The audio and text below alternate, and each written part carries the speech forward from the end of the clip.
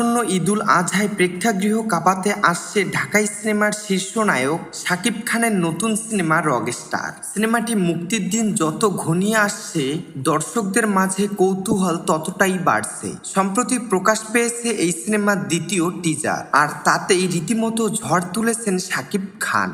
তবে এবার আর একজন নয়, পর্দায় একসঙ্গে তিনজন নায়িকার সঙ্গে রোমাঞ্চে মেতে উঠতে দেখা গেছে এই মেগাস্টারকে। রকস্টারের এই নতুন টিজারে শাকিব খানের সঙ্গে গ্ল্যামারের ঝলক দেখিয়েছেন জনপ্রিয় অভিনেত্রী সাবিলা নূর, মডেল ও অভিনেত্রী তানজিয়া জামান মিথিলা এবং সুনিধি নায়েক।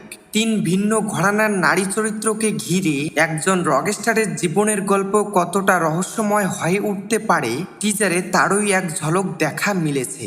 টিজারটি সামাজিক যোগাযোগ মাধ্যমে শেয়ার করে শাকিব খান ক্যাপশনে লিখেছেন, আগুন যত উজ্জ্বল হয় তার অন্ধকারটাও তত গভীর হয়, তবুও গভীরতম অন্ধকারের মাঝেও একটি ভালোবাসার ফুল ফুটবার পথ খুঁজে নিতে পারে।